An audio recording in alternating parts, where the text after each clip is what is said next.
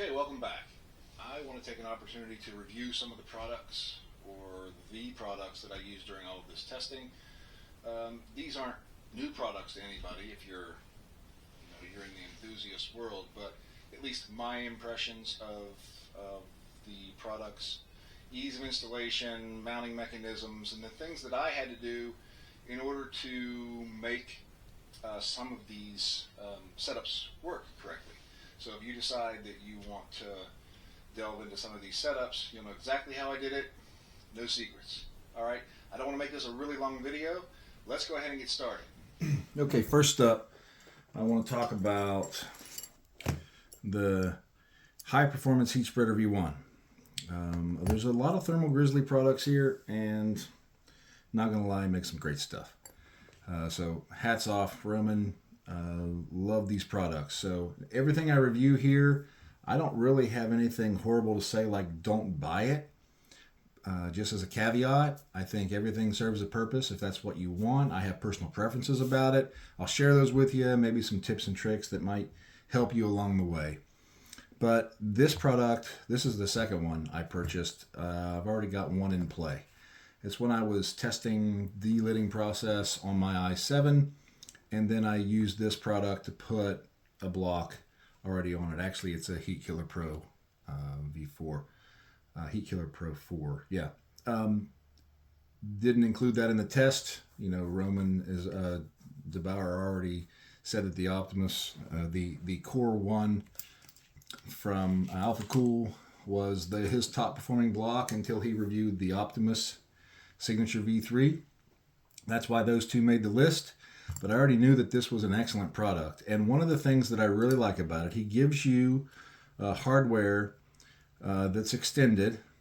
He likes to change the mounting mechanism. So these are like 2.5 millimeter hex bolts, a little bit longer to get down into the frame of the board.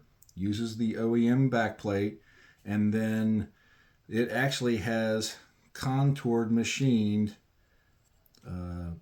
place for the CPU and die, so that you can actually mate it up and get good die contact. This is what I believe makes this thing so incredible.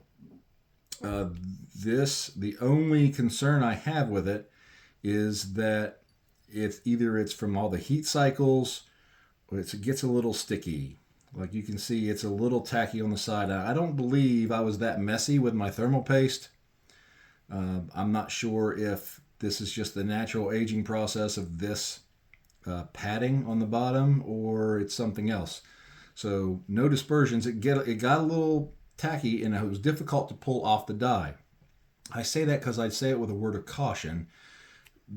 When you pick this up, get under it even, pry it up, and get it off of there as evenly and as quickly as you can, because you're pulling the CPU up with it. Whether you got paste or liquid metal, it's going to stick to the CPU. Don't fumble with it. Don't twist it. Don't turn on it a little bit, because you're putting your motherboard pins at risk. So I thought for sure I was going to damage motherboard pins, and went with a more budget board, if you will. Sorry, ASRock. But it's been a great board, but I got through it without bending pins. Hallelujah. I was worried because I already did bend pins on another motherboard. That's why this one's sitting here. We'll talk about it in a minute. But be careful when you're pulling things up off the motherboard. Get this product up and off quickly and evenly as you can, because you're pulling everything up at once. And when I saw, and we'll come back to some tips and tricks here in a little bit, but when I saw this method, this surface, and how it was sort of molded to the die, I was very impressed by that. And then when I looked at his direct die, this was the top performer in the test. But then I realized the ins and outs is easily marked. I'm not a big RGB fan, but it actually looks great sitting on the motherboard. This top performer looks great, works great. It's going in my rig. It's going in my 14900KS with my Gigabyte Master X motherboard. That's where this is headed. But I saw the underside, and you can see, wow, what a great design. He basically modified, and then there's only one layer of material that the water has to touch and the heat has to go through, versus here you set it on top and then you put your cooler on top of it. So there's multiple layers of metal and heat transfer that has to take place. This has to work great, and it does. The data is there. So it's a great product. My only complaint, if you will, not really a complaint, but it's just a nuance, is that the hardware that he supplies you, I like to use my PC screwdriver. But the hub, the barrel, hits the housing before you can make contact and screw it down on the board. So he doesn't really want you to use tools anyway, and he supplies an Allen wrench, and he's probably laughing at me right now as I say that I really wanted to use my own tools, but he wins. Great. I put it on just probably exactly how he wanted me to put it on. Cross pattern evenly, not to over tighten it. Works great. The next thing I want to talk about is, this is the Iceman cooler. It comes with a wrench, some paste, and it's a direct die product, similar in size to the Micro Direct Die Pro. The difference, I think, because this didn't do as well as I expected it to. It uses the OEM screws that you take out of the motherboard, uses the same back plate, so it's easily swapped over to this once you delid. So it's a really nice product, and it sits right on top of the die. But you can see where I think maybe the difference in performance shows up, is that this is contoured to sit and seat more completely. This is my speculation of why it did so well, versus just a flat contact on top of the die. Maybe that made all the difference in the world. But again, still was a great performer. These don't do well with thermal paste, so you're looking at liquid metal here. But a really nice product overall. When you're looking at trying to do more direct die cooling, you get a D-lid die guard, also from Iceman. It comes in this little wrapper. It comes with a way to get the OEM hardware out. It comes with 4 screws, and these are M2 millimeter hex. And this is a good combination and worked well but you can't use the Optimus block. If you try to use the Optimus block, it actually fouls on top of the motherboard. But this is a very interesting product. All the little cutouts, perfect, so that it will sit right on top of the CPU in the socket, and the die pokes through, and you bolt that down. And then as long as you can get your cooler of choice sitting directly on top and flat, you have a decent performance. When you're looking at this Optimus block that we will talk about, this is a serious block. When you're comparing it with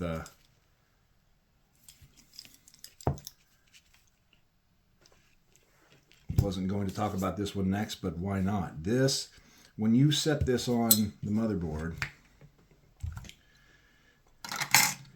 you can't, and it's down on top. The IHS is off. You've got the delidded CPU, and then you want to set this on top. It actually fouls with all these capacitors. So there's no way to use the D-lid die guard with the Optimus block. But there's so many possibilities with this block. This isn't a downside, but this is an excellent product. If you want to try to use your own cooler, just make sure that you can torque your cooler down flat against it. And while it's sitting here, let's talk about the Optimus Signature V3. This is the Intel block. It's the black anodized and then copper finish, and you can see what copper does when you put liquid metal. It etches away. The surface is still smooth, and it obviously still performs amazingly well. But it's very heavy, a very heavy block. But this truly is craftsmanship at its finest.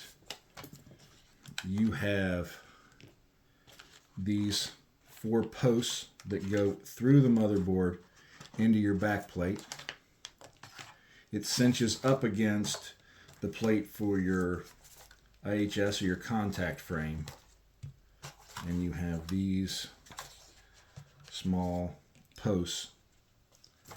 And they even give you the tool they want you to use to torque this down. So this is their back plate. And the only complaint I have with this, the only complaint, is that there's nothing that protrudes through the motherboard to help you line it up. It just sits against the back of the motherboard and against that other back plate holding the CPU socket. And then you put the M3 threads into the board.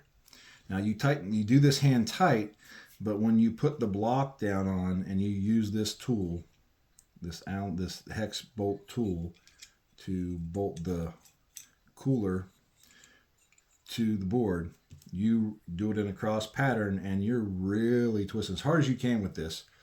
They say that if you use this tool, you're not going to over torque it, but you're putting a lot of torque against this board, and it's very difficult. My only complaint is it's very difficult when these are really cinched down tight to get your fingers in there in these tight spaces and start backing this off. These over time just tore my fingers up. I got some rough hands, and it was rough. It's a very nice knurled finish, but there are sometimes I had to try to get some pliers down there because they were just on there for good. And I know why they did it. They probably don't want people using tools to remove these products and to use different tools to tighten them down. I totally get it. They try to save us from ourselves, and most people aren't going to put it on, take it off, put it on, take it off as many times as I have. So that's only a caveat if you're going to be swapping out your coolers for any number of times. Otherwise, put this on, love it, leave it. You won't need another. It's an absolutely excellent product. What I really thought the best mounting mechanism was, it's going to come from the watercool Core 1. I still have my quick disconnects, but it also has a nice flat plate here, and its mounting mechanism has these little rubber mounts, if you can see that on the side, and then a small stud that sticks into the motherboard. And it has a little bit of motion here, again, because this is for an AMD and an Intel processor, so it's robust. So the only concern would be you've got some slop here, but once you cinch this down, it's amazing and these posts line up into the motherboard. So it takes some of the stress off of the motherboard, and then it's a standard hex, so you could actually get a wrench on it, but it does a great job of being secure on the back plate. And oftentimes I would leave this here if I had to keep replacing the direct die cooler or the D-lid die guard or the contact frame or anything that I was playing around with the CPU socket. Point of advice, don't take both pieces off. Just if you have to take the center out and change contact frame or whatever, leave this cinched up, and that way your bolt holes will still line up. You put this onto your motherboard and then take the ILM or your contact frame or your direct die cooler off, and your back plate here won't move, and your threads will still line up, and you're not playing with it and chancing hitting the pins inside your CPU socket, so that when you go to set this in, you set it in, you can put your bolts directly in. No muss, no fuss, no trauma. Please hear that, because I've had to repair these pins. That's why I have this board out. So I got it back. Everything's fine now, but I got lucky. So this, and then the studs that bolt down the cooler are designed to use no tools, by hand, but it does have a Phillips head so that you can remove it much easier. So you can have tools to remove it and to take off the studs that hold onto the back plate. And I think that that really makes it a very robust mounting system. This and the product performs very well. It is cheaper than the Optimus. Doesn't perform quite as well as the Optimus, but look at the data, look at the numbers, see what you want in your system, roll with it. The other cooler that I used was the Coolants 380i, and you can't buy this one anymore. You'll have to find it used. I've got two. This is one of the two that I have. I'll probably eBay one. I've got way too many coolers now, not enough systems. Depending on whether or not you're doing this, the D-lid die guard, or you're going to do the contact frame, and that goes with you can do that with the Core 1 as well. But if you're doing one of these and you're trying to modify a block mounting, I didn't really use the springs. I went straight down with the M4 threaded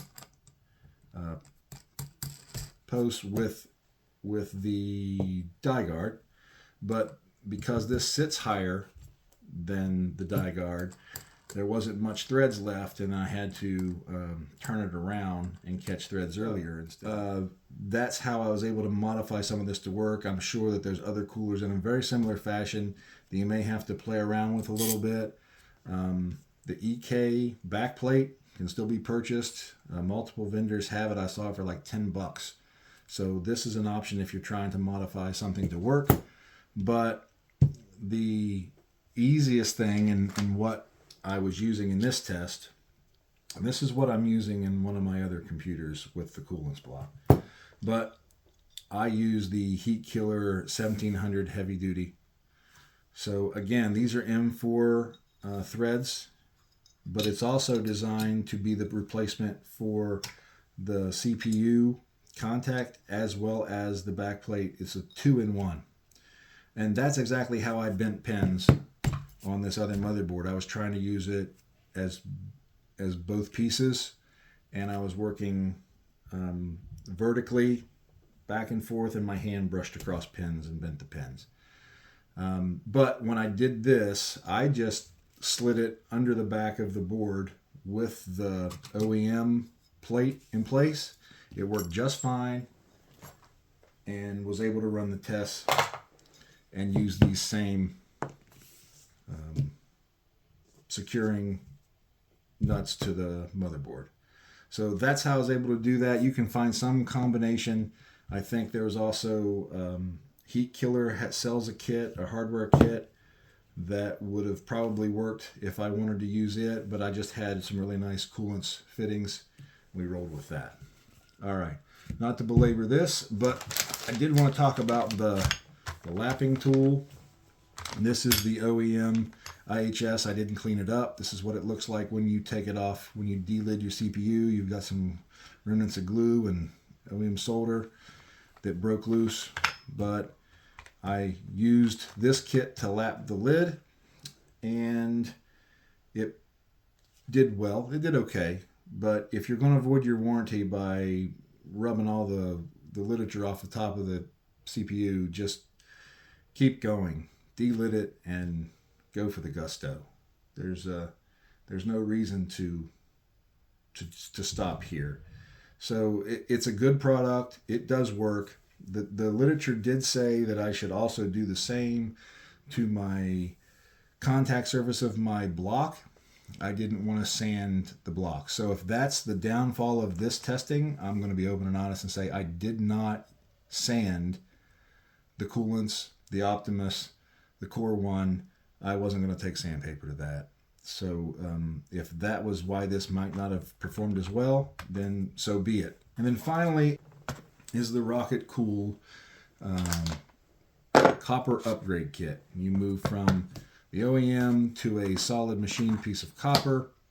And you can tell as you have copper that it actually changes in terms of when you're using liquid metal. If you're just using thermal paste, it won't turn like this, to my understanding. But if you're using liquid metal, it's going to etch. And even on the backside, you can see where you're trying to rub and clean everything off. I mean, it's still smooth. It still cools quite well. My concern with this, and thought that this might be the case, so I don't think it's a downfall to the product. It's the way I did it. So I put this under the contact frame, and with the contact frame, when you're going to re-lid this, it actually says you can glue it down with some silicone or some super glue. I had no desire to re-glue it to my CPU because I have all these other tests I was going to do. So I placed it on top of the die and then put my contact frame down on top of the copper lid and torqued it down. Well, even when I did that, I could take my fingernails and move it this way a little bit, move it that way a little bit. I could still wiggle it. So I don't know if that was impeding good placement of the copper, but I still, when you mash the cooler on top of it, it was in place wherever it was. And I still had some really good performance with certain coolers and less with others. And maybe it was because it was less with others because it wasn't centered perfectly on top of the die. So it's not casting dispersions at this product. It's just the way that I used it to do the testing. And I just wanted to make sure that you guys were aware of that. I'm not likely to use these things. I have so many other direct die and 2 Optimus blocks and that Core 1 with the D-lid die guard. There's so many good options that I have here. I'm going to decide what I'm going to keep and how I'm going to move forward. Okay, so there you have it. There's the products that I use, my review of them.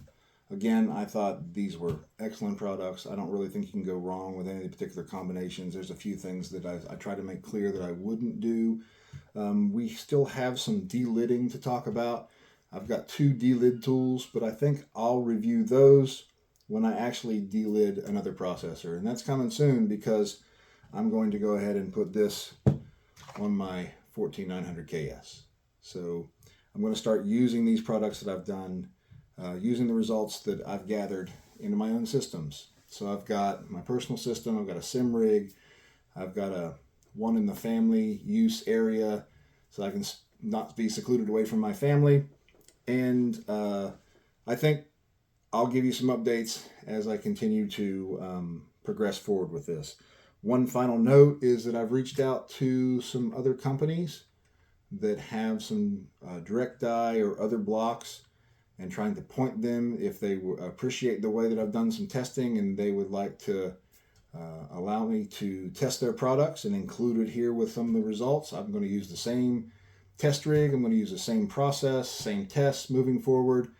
I will be open with how I do it, and if I get an opportunity to test some of those other products, that'd be great. I would love to expand on this. This was definitely interesting and a lot of fun. So there's more to come. Let's go. Let's de-lid a CPU. All right.